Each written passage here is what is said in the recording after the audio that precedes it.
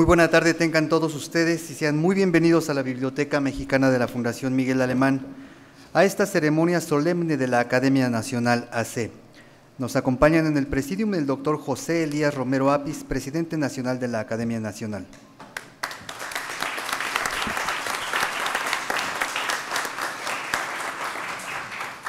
Don Olegario Vázquez Raña, presidente del patronato.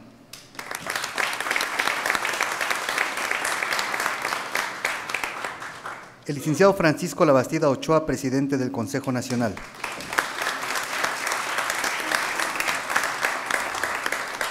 El doctor Juan Carlos Sánchez Magallán, vicepresidente de la Academia. Y el doctor Alejandro Carrillo Castro.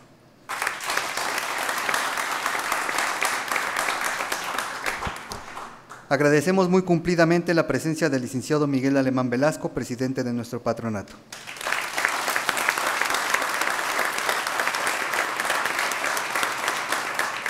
De la señora Cristian Mañani de Alemán.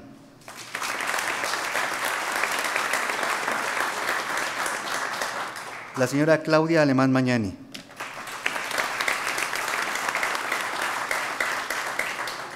Y agradecemos la presencia del licenciado Dionisio Mid, presidente de Fundación UNAM.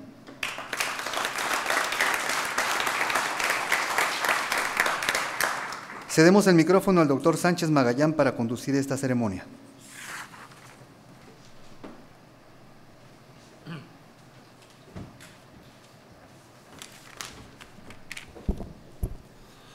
Muchas gracias. Muy buena tarde a todos ustedes. Sean bienvenidos a esta sesión solemne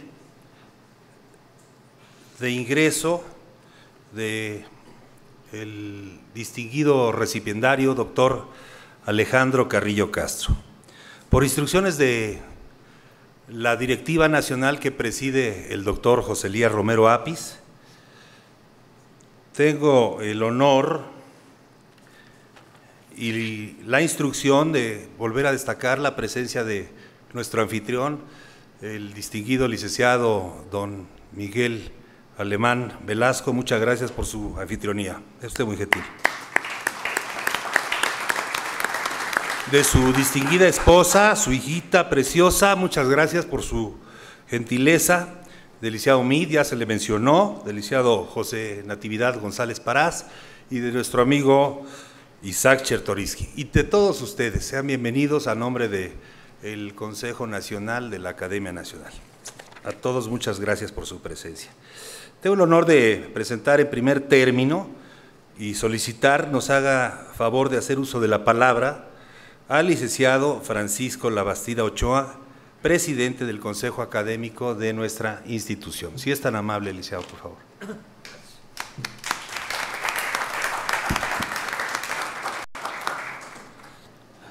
Señor licenciado José Elías Romero Apis, presidente de la Academia Nacional. Don Olegario Vázquerraña, presidente del patronato. Don Miguel Alemán, presidente de la Fundación Miguel Alemán. Muy estimada señora Cristian Magnani. Doctor Alejandro Carrillo Castro, director general de la Fundación Miguel Alemán, amigas y amigos. Para alegría y satisfacción del auditorio, voy a hacer una intervención muy breve. Alejandro Carrillo Castro se merecería que yo hablara mucho tiempo sobre él y su vanidad desde luego estaría muy contenta. Pero hemos venido a escucharlo a él y no al que está haciendo uso de la palabra. Voy a intentar resumir muy apretadamente lo que Alejandro Carrillo ha hecho en su vida, en primer lugar, y en segundo lugar, a dar mi opinión sobre cómo lo ha hecho. Alejandro Carrillo Castro es licenciado en Derecho y doctor en Administración Pública por la UNAM. Dentro de sus muchas actividades, fue director general de Estudios Administrativos de la Secretaría de la Presidencia, fue secretario del Consejo Nacional de Ciencia y Tecnología, fue presidente de la Comisión Mexicana de Ayuda a Refugiados de la Secretaría de Gobernación, fue director del ISSSTE, fue también cónsul y embajador de México, fue comisionado del Instituto Nacional de Migración, adicionalmente presidente del Instituto Nacional de Administración Pública, es profesor de Administración Pública Federal, Estatal y Municipal en la Facultad de Ciencias Políticas y Sociales de la UNAM, es profesor de Sociología Jurídica en la Facultad de Derecho de la UNAM y muchas cosas más. Ha publicado 16 estudios sobre administración pública y, como es un hombre polifacético, 6 ensayos. La ONU le encargó la investigación sobre 60 años de los trabajos de la ONU en la administración pública a nivel mundial y el INAP la tarea de coordinar la obra 200 años en la administración pública de México. Alejandro Carrillo Castro es, sin duda, el mexicano que más sabe sobre administración pública en México. Conoce su teoría, su historia, su situación actual y ha sido actor fundamental de muchos de los cambios importantes en la administración pública que México ha efectuado. Bienvenido, Cuauhtémoc y señora.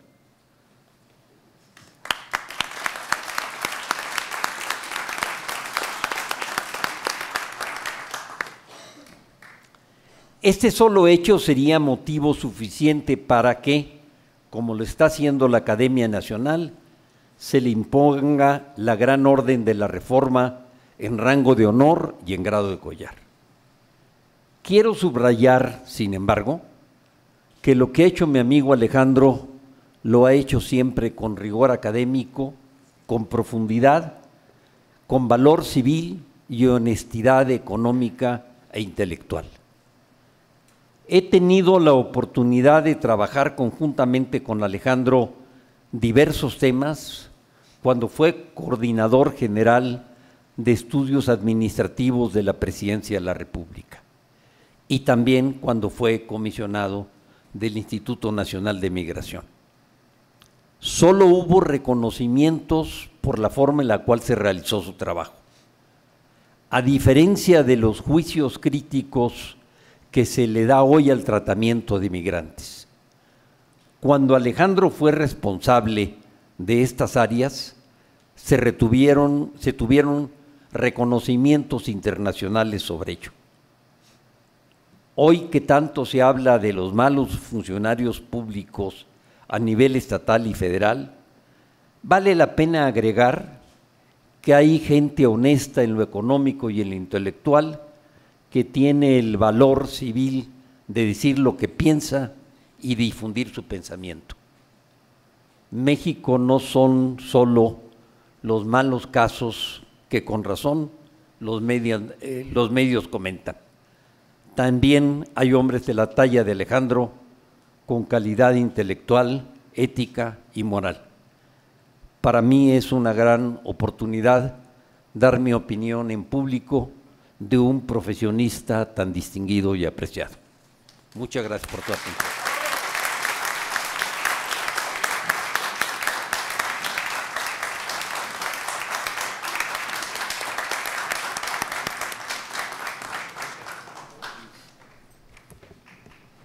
Muchas gracias por sus palabras tan emotivas del licenciado Francisco Labastida Ochoa, quien es presidente de nuestro Consejo Académico. En el orden del día,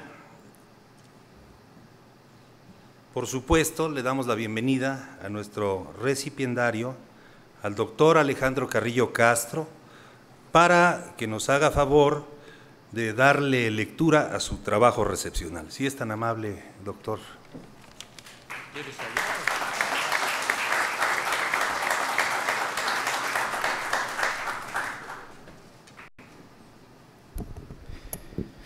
Muy distinguido y estimado amigo, doctor José Elías Romero Apis, presidente de la Academia Nacional. Distinguido y querido amigo don Olegario Vázquez Raña, presidente del patronato de la Academia. Entrañable y querido y antiguo amigo licenciado Francisco, no dije viejo, antiguo amigo Francisco Labastida Ochoa, presidente del Consejo Nacional de la Academia. Distinguido y admirado amigo también, licenciado Miguel Alemán Velasco, presidente de la Fundación Miguel Alemán.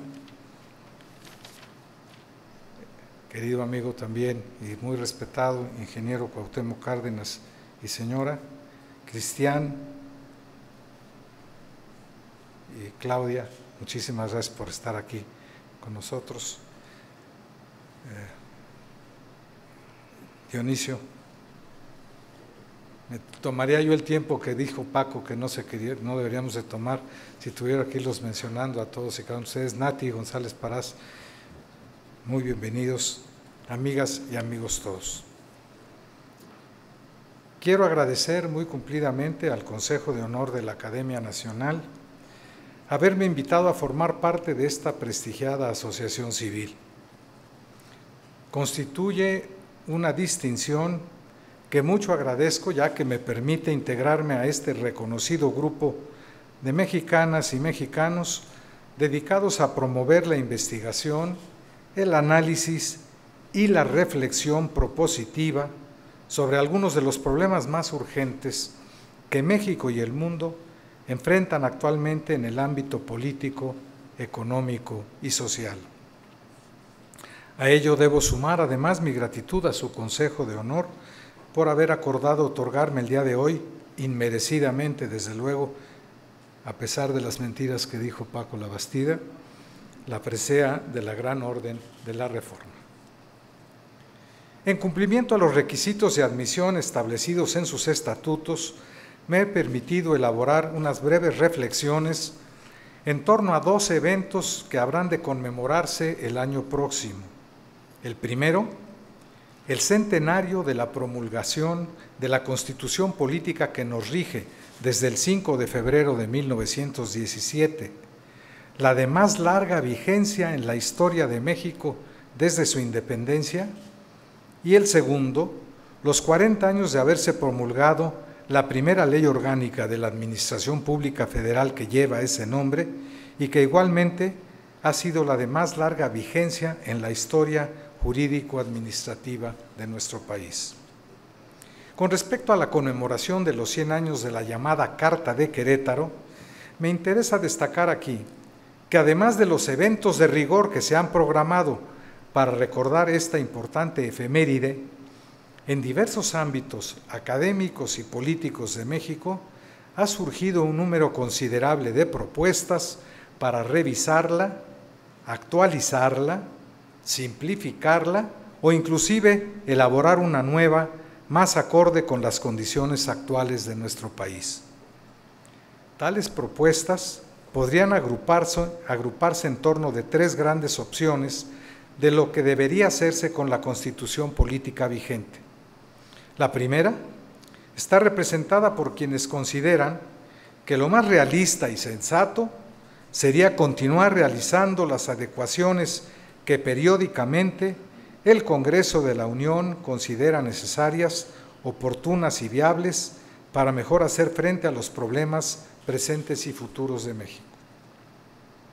Una segunda opción, surgida recientemente en el ámbito académico, propone que ante la dificultad de convocar a la redacción de un nuevo texto constitucional para adecuarlo a las condiciones actuales y futuras del país, sería quizá más viable la realización de un ejercicio de simplificación y armonización de su texto actual, sin que por ello tuvieran que modificarse las decisiones políticas fundamentales establecidas en la Constitución vigente a lo largo de los últimos 100 años, tanto en su parte orgánica como en sus aspectos dogmáticos. Finalmente, una tercera opción plantea aprovechar el 100º aniversario de su promulgación en 1917 para elaborar un nuevo texto constitucional, bien sea empleando para ello el mecanismo previsto actualmente por el artículo 135, que se conoce bajo la denominación coloquial de el constituyente permanente, o bien llevando a cabo la modificación de dicho artículo para incluir en su texto, como vía legítima para adicionar o reformar la Carta Fundamental de México, la posibilidad de convocar, cuando así se estime pertinente, a un Congreso Constituyente para encargarle esta excepcional tarea. He estado platicando en algunas ocasiones con el ingeniero Cárdenas, quien es una de las personas que más clara y responsablemente ha planteado esta posibilidad. Aquellos que se pronuncian por la primera opción recomiendan continuar utilizando la fórmula existente para adicionar o reformar el texto de nuestra Carta Magna, esto es, que el Congreso de la Unión, por el voto de las 2/3 partes de los individuos presentes, sea el que acuerde las reformas o adiciones que se estimen convenientes, las cuales deben ser aprobadas por la mayoría de las legislaturas de los estados.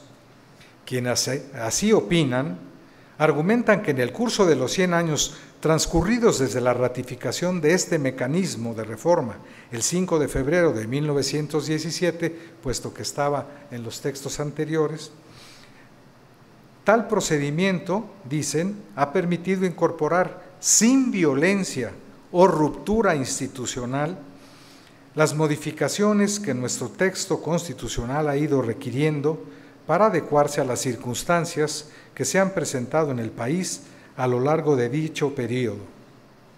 Nos dicen, ¿para qué cambiarlo? Quienes se pronuncian por esta primera opción, señalan igualmente que más importante que continuar reformando su texto sería tratar de dar cumplimiento cabal a las disposiciones que ya contiene, con la idea de garantizar la vigencia del Estado de Derecho que formalmente nos rige y que es producto de nuestra historia como país independiente.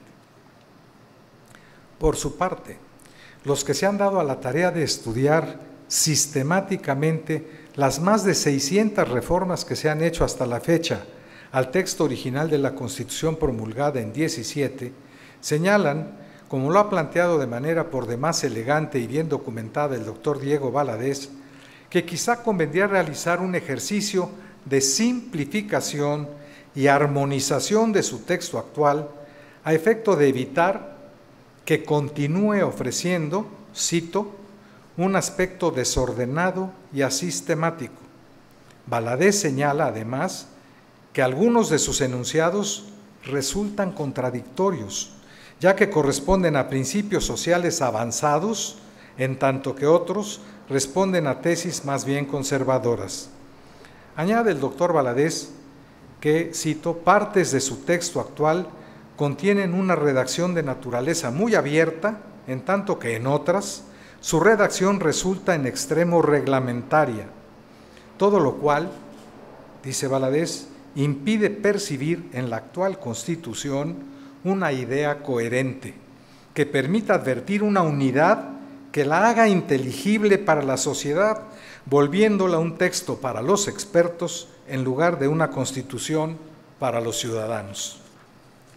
Con el propósito de aportar no solo un diagnóstico, sino también sugerir la solución, el remedio y el trapito, como se nos decía antes, el doctor Valadez, conjuntamente con el doctor Héctor Fix Fierro, ambos reconocidos estudiosos del Instituto de Investigaciones Jurídicas de la UNAM, publicaron en enero de este año un estupendo trabajo intitulado Constitución Política de los Estados Unidos Mexicanos, anteproyecto de texto reordenado y consolidado, cuya lectura recomiendo a quienes estén interesados en adentrarse a fondo en este asunto. Sin embargo, otros estudiosos del tema advierten que en virtud de encontrarnos ya en el cuarto año de administración que encabeza el actual presidente de la República y debido a la presente integración del Senado y la Cámara de Diputados, difícilmente se lograría consensuar la realización de un proyecto como el que aquí se comenta, amén de que sobre pretexto de tal ejercicio de simplificación podrían surgir intentos de modificación sustancial a la parte orgánica y dogmática de la Constitución vigente, lo cual, seguramente dicen, provocaría diferencias insalvables entre los representantes de los distintos partidos políticos que integran actualmente el Congreso de la Unión. Por último, con respecto a la tercera opción, la que propone que ha llegado ya el momento de elaborar un nuevo texto constitucional más acorde con las circunstancias actuales que vive el país, se han formulado dos alternativas: la de promover dicha reforma integral a su texto sin necesidad de convocar a un nuevo Congreso Constituyente, utilizando para ello el referido mecanismo que establece el artículo 135 de nuestra Carta Magna, o bien modificar primero dicho artículo para establecer que tal reforma integral podría realizarse mediante la convocatoria a un nuevo Congreso Constituyente sin que con ello se violente lo establecido por la propia Carta Magna. Como he señalado ya, el ingeniero Cárdenas es quien más claramente ha planteado esta tercera posibilidad. Como puede verse, el tema aquí propuesto es de importancia relevante para ser analizado y discutido en un foro plural y multidisciplinario como lo es esta Academia Nacional. Por lo que se refiere al segundo tema que me he propuesto exponer ante ustedes de manera breve, cabe señalar que han vuelto a surgir propuestas para aprovechar la oportunidad que cada 6 años se presenta en nuestra realidad histórico-política para entregar a quien resulte electo presidente de la República para el próximo sexenio un estudio de posibles reformas y actualización de la Ley Orgánica de la Administración Pública Federal, de manera similar a la que en 1957 hizo llegar al presidente electo Adolfo López Mateos el Instituto Nacional de Administración Pública, presidido en aquel momento por el licenciado Gabino Fraga, propuesta que sirvió de base para la elaboración de una nueva ley de secretarías y departamentos de Estado en 1958. Una experiencia similar, lo sabe bien Francisco Labastida, se vivió en el país al momento de preparar la iniciativa de la primera ley orgánica de la Administración Pública Federal que lleva ese nombre, pues el entonces presidente electo José López Portillo utilizó como base para la elaboración de dicha iniciativa el diagnóstico y recomendaciones formuladas por la Comisión de Administración Pública de la Secretaría de la Presidencia que el propio López Portillo había encabezado de 1965 a 1970. quienes se han pronunciado por la conveniencia de realizar un nuevo ejercicio de análisis y propuesta integral para actualizar la Ley Orgánica de la Administración Pública Federal después de 40 años de haberse promulgado su texto, plantean que podría ser útil elaborar un diagnóstico integral de la Administración Pública Federal de manera similar, como dijimos ya, al realizado por el Instituto de Administración Pública en 1957 o la Comisión de Administración Pública en lo que se llamó el informe de la CAP, elaborado de 1965 a 1967. En apoyo de dicha propuesta se señala, por ejemplo, que hace 4 décadas era sin duda conveniente el establecimiento de figuras jurídicas como las denominadas en la ley dependencias globalizadoras, como lo fueron en su momento la Secretaría de Programación y Presupuesto, hoy ya desaparecida, o la de la Contraloría General de la Federación, convertida hoy en la Secretaría de la Función Pública. También se estableció entonces la figura jurídica de las dependencias coordinadoras de sector, que quizá ya no resultan tan adecuadas a los tiempos que corren, pues en aquella época llegaron a existir más de 800 entidades paraestatales, además de las 20 dependencias directas del Ejecutivo Federal, las cuales por primera vez, las entidades paraestatales, fueron incluidas para efecto de su creación y control en dicha Ley Orgánica de la Administración Pública Federal. Recuerdo bien que el primer acuerdo de sectorización de las entidades paraestatales entonces existentes, publicado en el Diario Oficial del 17 de enero de 1977, se asignaba a la Secretaría de Patrimonio y Fomento Industrial la coordinación sectorial de 245 de las entidades paraestatales existentes. En contraste, en el más reciente acuerdo de sectorización publicado en el Diario Oficial el 14 de agosto del 2015, se asigna a la actual Secretaría de Energía, que fue la que sustituyó a la de Patrimonio y Fomento Industrial en aquella época y de la cual después fue titular el licenciado Labastida, se le asigna ahora la coordinación sectorial de solo 5 entidades paraestatales, entre las cuales ya no se encuentra ni Petróleos Mexicanos ni la Comisión Federal de Electricidad, que como se sabe recientemente fueron reclasificadas como empresas productivas del Estado y por lo mismo no sujetas a coordinación sectorial. Lo anterior constituye tan solo un pequeño ejemplo de cómo ha variado la estructura y funcionamiento de la Administración Pública Federal desde la promulgación de la primera Ley Orgánica hace 40 años a lo que existe actualmente en nuestros días, en que el número de entidades paraestatales que integran la Administración Pública Federal apenas alcanza las 190. En el caso específico de las que la Ley Orgánica de 1977 estableció como dependencias globalizadoras dentro del nuevo modelo que continúa vigente desde entonces, cabría decirse que con la desaparición de la Secretaría de la Función Pública a inicios del actual sexenio, se regresó de hecho al modelo de administración pública que privó en nuestro país de 1821 a 1917, periodo en el cual la única secretaría con características de dependencia globalizadora fue la Secretaría de Hacienda y Crédito Público.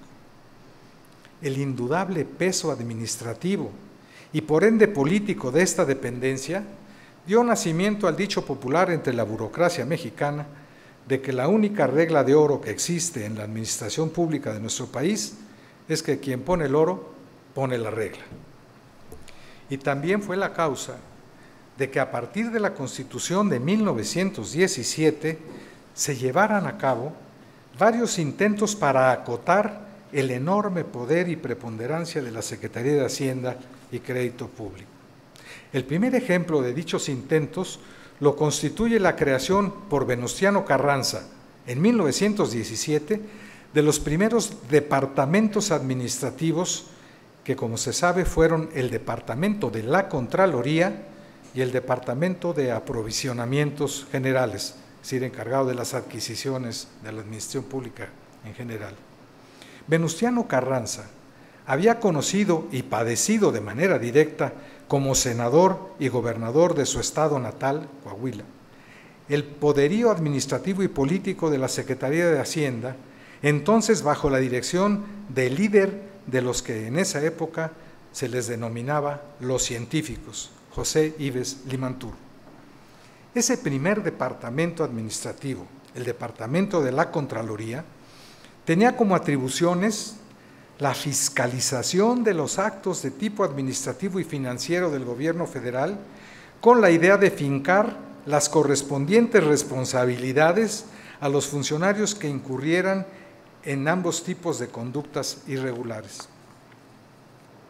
Como lo escribió en un editorial aparecido en el Diario Oficial de enero de 1918, el entonces secretario de Industria y Comercio, Alberto J. Pani, decía que parecía conveniente que fuera ya distinta la mano que autorizara el dinero del presupuesto de la mano que verificara los comprobantes justificatorios de dicho gasto.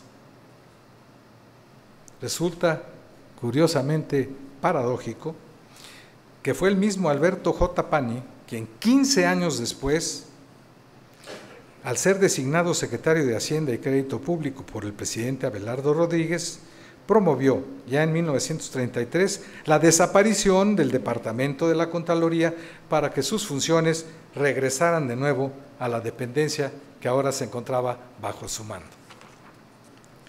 Otro intento de acotación de las amplísimas facultades de la Secretaría de Hacienda ocurrió durante el período presidencial de Plutarco Elías Calles, cuando en 1928 este presidente trató de establecer el Departamento del Presupuesto, cuya existencia fue más bien nominal, pues el entonces titular de la Secretaría de Hacienda, Luis Montes de Oca, consiguió que dicha reforma no operara en la práctica y que poco tiempo después la facultad de elaborar el presupuesto regresara de nueva cuenta a la Secretaría de Hacienda. Luego vino, en 1947, a inicios del gobierno del presidente Miguel Alemán, la creación de una nueva secretaría, la de Bienes Nacionales e Inspección Administrativa, a la cual se le transfirieron atribuciones que en esos dos campos correspondían anteriormente a la Secretaría de Hacienda y Crédito Público. En 1958, a iniciativa de Adolfo López Mateos, se transformó la Secretaría de Bienes Nacionales e Inspección Administrativa, creada por el presidente alemán, en Secretaría del Patrimonio Nacional. Y en 1958 también se desprendieron de la Secretaría de Hacienda y Crédito Público las funciones de programación de las inversiones públicas para encargarlas a una nueva dependencia que durante 18 años existió con el nombre de Secretaría de la Presidencia y que fue donde conocí al licenciado Francisco Labastida en aquella época, que trabajaba en esa dirección. Finalmente, o posteriormente, en 1977, se creó la Secretaría de Programación y Presupuesto a iniciativa de José López Portillo, como culminación de este proceso de acotación de las enormes facultades y poder de la Secretaría de Hacienda que inició Venustiano Carranza a partir de 1917. Intento que redondeó Miguel de la Madrid en 1988 con el restablecimiento de la Secretaría de la Contraloría General de la Federación a inicios de su administración. Todos conocemos el desenlace de esta historia, al menos hasta la fecha, pues la Secretaría de Hacienda y Crédito Público consiguió, a mediados del gobierno de Carlos Salinas de Gortari, en febrero de 1992, la desaparición de la Secretaría de Programación y Presupuesto, creada 15 años atrás. Pareciera que los periodos de 15 años son, de alguna manera, importantes en nuestro país. Con esta desaparición fueron regresadas nuevamente a la Secretaría de Hacienda las atribuciones de preparación, ejecución y control del presupuesto que le habían sido desprendidas en los diversos intentos presidenciales realizados en 1928 por Calles, en 58 por López Mateos y en 1977 por López Portillo. Cabe recordar que los tres titulares de la ahora desaparecida Secretaría de Programación y Presupuesto, Miguel de la Madrid, Carlos Salinas de Gortari y Ernesto Zedillo, llegaron a ocupar sucesivamente la presidencia de la República. Como se sabe, hace unos cuantos meses se restableció la Secretaría de la Función Pública en la Ley Orgánica de la Administración Pública Federal, con lo cual vuelven a existir, al menos formalmente, dos dependencias globalizadoras con base en el modelo establecido en la Ley Orgánica de 1977. Como es de todos conocido, la figura de los departamentos administrativos establecidos por Carranza en la Constitución de 1917 desapareció formalmente de nuestra Carta Magna y de la Ley Orgánica de la Administración Pública en el año del 2009, como resultado de una iniciativa conjunta de los diputados de Acción Nacional y del Partido Verde Ecologista, gran lanzada a Moro muerto, pues el último departamento administrativo, el del Distrito Federal, había desaparecido ya en 1996 por iniciativa del presidente Ernesto Zedillo, dando lugar al gobierno de la Ciudad de México, que como sabemos su primer titular fue el ingeniero Cárdenas.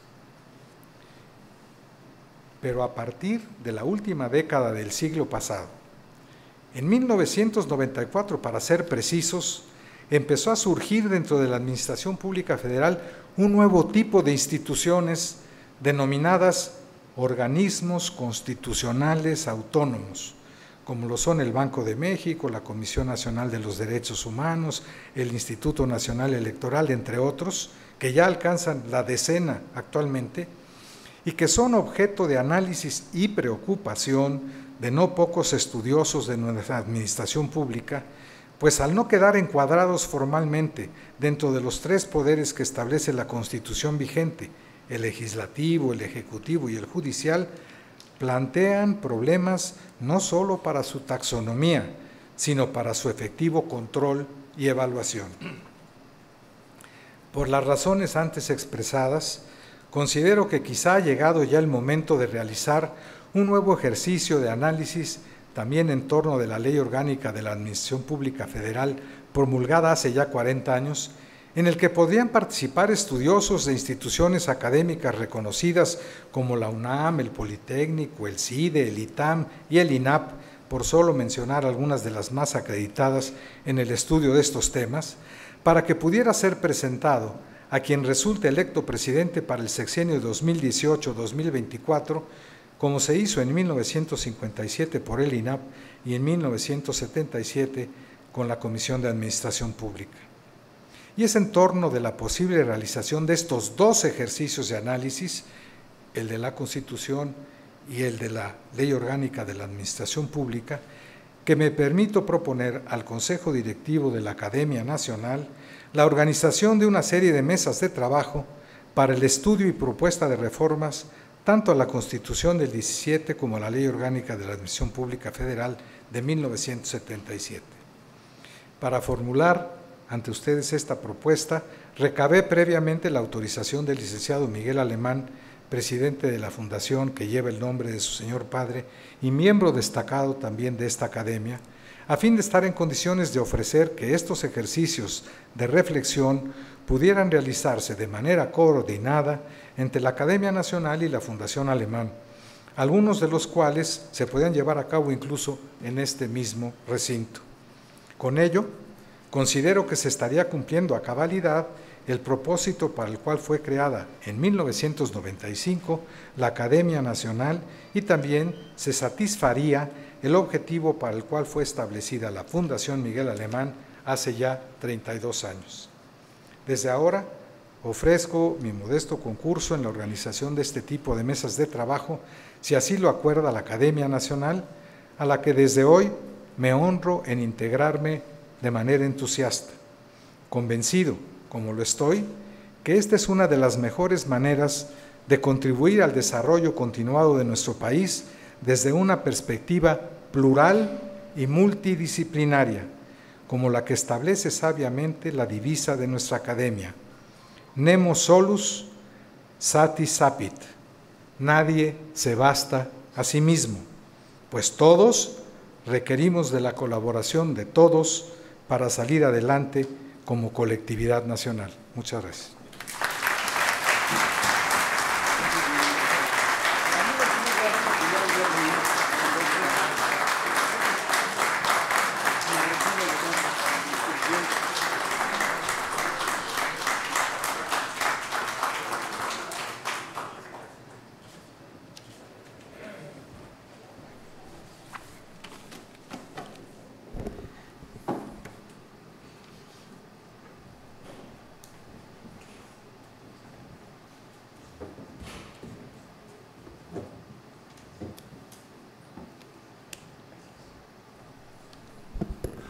Agradecemos al doctor Alejandro Carrillo Castro sus palabras y la lectura de este interesante, acucioso y profesional trabajo recepcional que, con motivo del centenario de la promulgación de la Constitución Política de nuestro país y los 40 años de haberse promulgado la primera Ley Orgánica de la Administración Pública Federal, se permitió realizar. Gracias, doctor, una valiosa aportación al acervo cultural de la Academia Nacional. Quiero solicitar, si es tan amable, la presencia de nuestro presidente de la Academia Nacional, licenciado José Elías Romero Apis, y nos haga favor de hacer uso de la palabra. Las insignias, correcto, punto 3. Es el momento emotivo, emocionante. La imposición de insignias por parte de don Olegario Vázquez Raña, presidente del Patronato Académico, quien impone el collar Gran Orden de la Reforma en rango de honor y en grado de collar. Si es tan amable, don Olegario.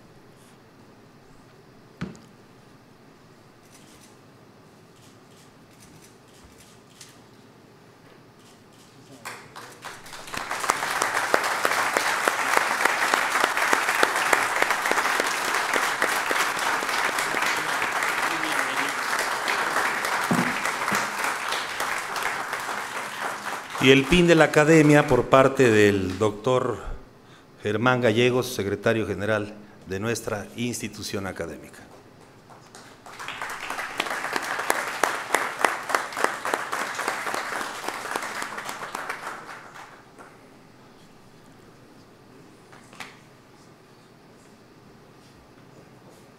Si son tan amables de tomar asiento.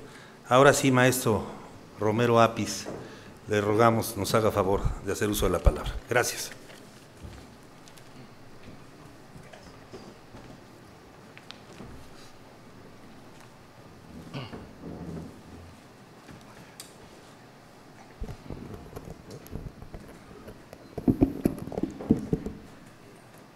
Es de gran beneplácito esta tarde-noche para la Academia Nacional, desde luego con la presencia de todos ustedes que la enriquecen y la engalanan, y desde luego por el motivo que la convocó, la recepción en nuestro seno académico de Alejandro Carrillo Castro. La Academia se congratula no solo como institución, se congratula por los propósitos y los fines que nos inspiran y que en estos momentos, además, nos convocan. Los tiempos difíciles nos obligan a reconocer a quienes se han consagrado a la verdad, al bien, a la inteligencia, a la valentía, a la bondad, a la lealtad, a la honestidad, a la humildad, al patriotismo, a la justicia y a la grandeza. Pero también nos obligan para alertar que existen quienes se han dedicado a la mentira, al mal, a la traición, al perjuicio, a la envidia, al rencor, a la inconsciencia, a la irresponsabilidad y al cinismo. En eso reside la intención de estos ejercicios de la mente y del espíritu a los que se aplica la Academia Nacional para distinguir a unos y a otros. Por eso, en buena hora, esta recepción de Alejandro Carrillo. Por eso agradezco en estos momentos la hospitalidad y la fraternidad de la Fundación Miguel Alemán, de su presidente Miguel Alemán Velasco. Hemos escuchado la conferencia magistral de Alejandro Carrillo y estamos en la Academia Nacional en pleno acuerdo. Hay muchas voces que hoy se escuchan muy fuertes cuando hablan de la Constitución. Una de ellas propone constantemente que la Constitución hay que renovarla. La otra demanda terminantemente que la Constitución hay que respetarla. No creo que sean voces necesariamente contradictorias. Las constituciones deben renovarse cuando así lo queramos y las constituciones deben respetarse aunque no lo queramos. La renovación es consecuencia del querer. El respeto es un imperativo del deber. Es por eso que la dirigencia suprema de esta Academia Nacional se complace con la propuesta que ha hecho el ya hoy académico Carrillo Castro. La Fundación Miguel Alemán y la Academia Nacional, siempre hermanas y hoy hermanadas, tienen que estar presentes en el debate constitucional, que no es lo mismo que el debate constituyente. Hay quienes se dedican algunas semanas a elaborar constituciones. Hay quienes nos dedicamos toda una vida a defender constituciones. La Academia Nacional y la Fundación Miguel Alemán y todos ustedes no son de los que hacen constituciones, son de los que defienden a las constituciones. En buena hora por ustedes.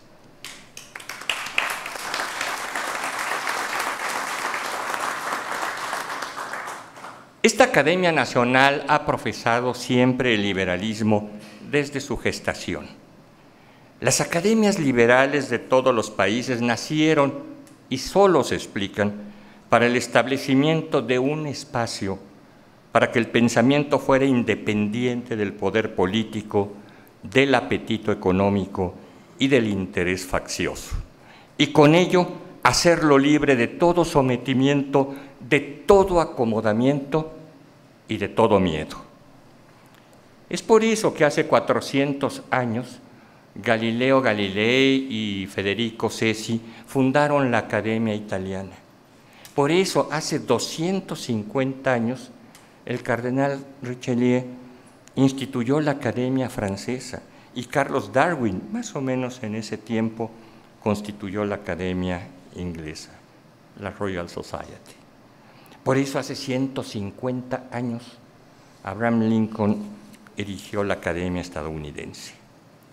El tiempo mexicano, como el de muchos países, no siempre fue el más propicio para la consolidación del pensamiento libre de todo poder.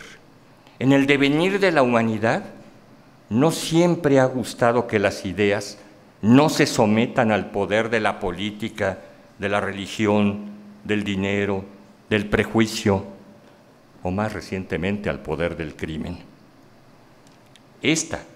La Academia Mexicana, es la heredera de aquellos propósitos de la Academia de Letrán y del Ateneo de México.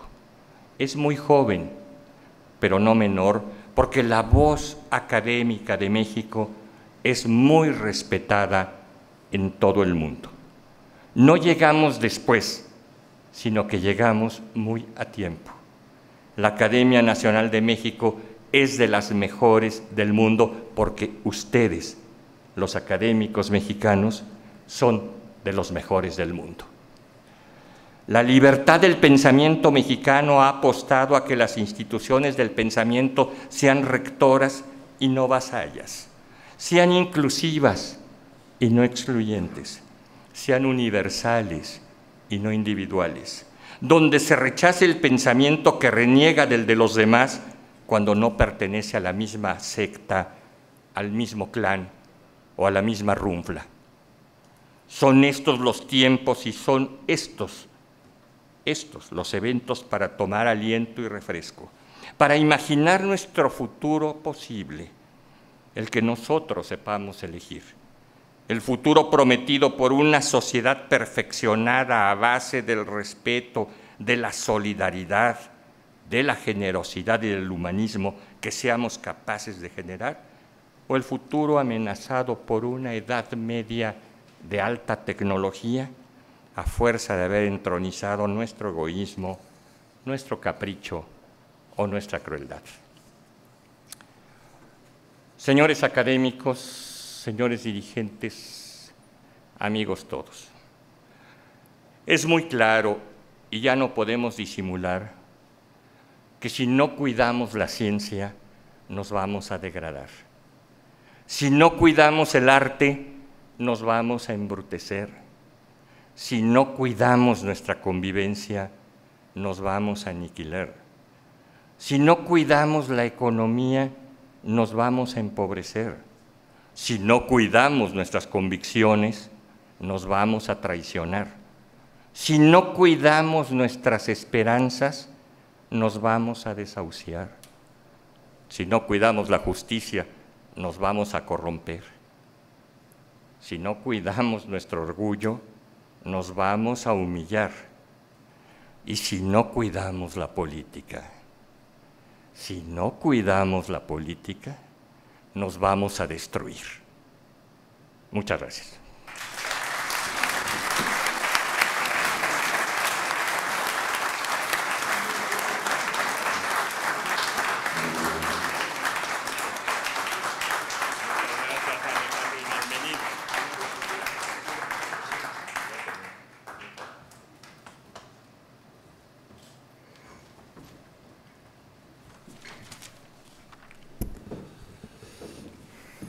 Extraordinarias palabras de nuestro presidente, José Elías Romero Apis, quien siempre hace gala de sabiduría, de cultura y de conocimiento. La Academia Nacional se congratula del ingreso del nuevo académico de número, doctor Alejandro Carrillo Castro. Asimismo, agradece la anfitrionía de la Fundación Miguel Alemán y a todos ustedes su importante presencia. Muchas gracias y les vamos a invitar un vino de honor, si son tan amables. Gracias.